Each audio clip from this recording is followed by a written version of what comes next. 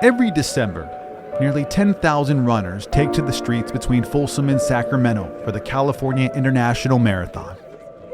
They're here to accomplish a goal that only 1/100th of the world's population can say they've done.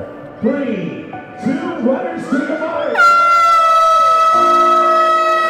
Months of training coming down to this moment, when the wave of runners will flow towards downtown. It's a dramatic sight to see, except for those who can't.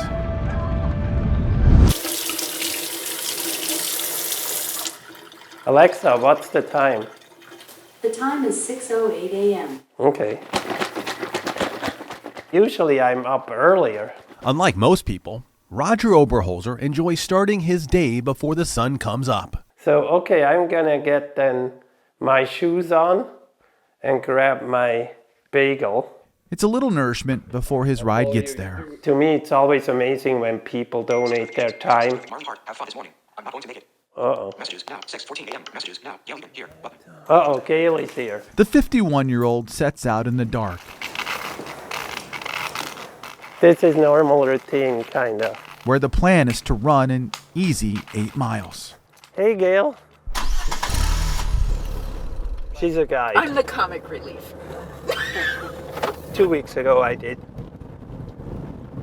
Chicago, which was my third world majors, and my goal is to do all 6 world majors. Not bad for someone who's never actually had a glimpse of the finish line. You lost your sight when you were 30? Yes. How did you lose it? So I had something that's super rare. It's called Stevens-Johnson syndrome. Stevens-Johnson is a serious skin reaction that spread to his eyes when he was a child. I was in a coma for 6 weeks. I had retinal detachments eventually, and that's how I lost whatever remaining vision I had. Yeah, it's the, Match IT. Outdoor run. There. I think it's oh Start. no. Yeah, there Yeah. you go. Okay. Ready? Yeah. 5 years ago, Oberholzer put his first foot in front of the other.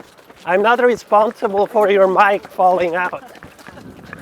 He hasn't stopped running since. I did the big run first in Sacramento, and it's only a 5K, and I did it with one of my guides, Paulo, and I thought I'm gonna die.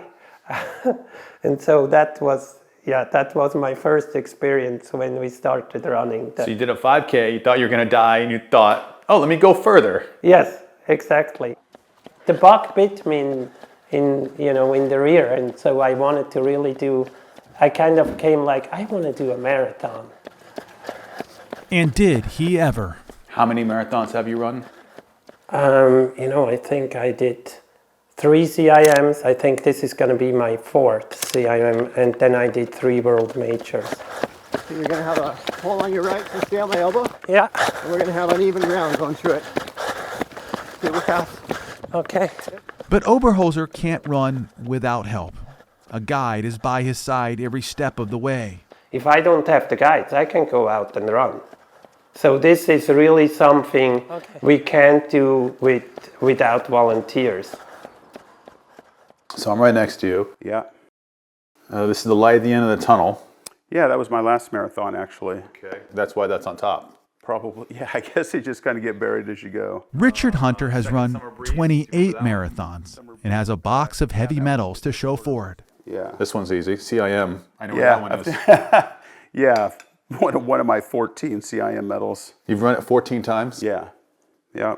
You crazy? Yeah, a little bit crazy. Not only is Hunter a blind marathoner, but he created United in Stride, an organization which teaches and pairs up guides to visually impaired runners. So you'll be holding the tether, we're going to be running, and then as we're approaching a bridge, you're going to say 3, 2, 1, step. Okay. So you're going to give me a countdown like that. Even journalists, without any guiding experience at all. We're going to turn left in 3, 2, 1. Now turn left. We got a bump coming up in 3, 2, 1, step. Perfect. Train tracks, 3, 2, step, step, step. Perfect. Up the hill here. One of the nice things about building a community of visually impaired people that enjoy the same things is there's always a way that we can support one another. And encourage one another, and we've kind of walked in their shoes. I was a bit afraid when I started training. Zeynep Tunay Stanic is a 42-year-old mother of one who grew up in Istanbul. She started losing her sight when she was 13. I don't say I'm legally blind for cultural reasons, I guess. I'm not. But are you? I am legally blind.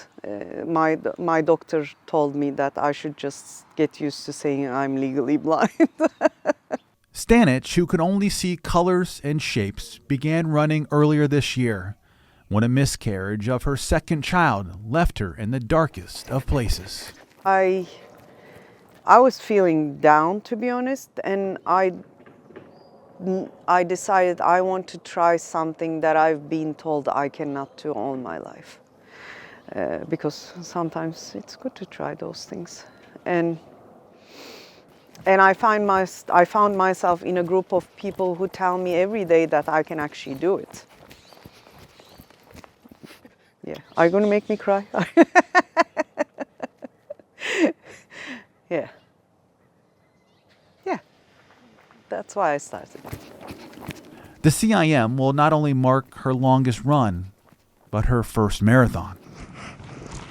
I want to set an example to my son like my mom set an example for me.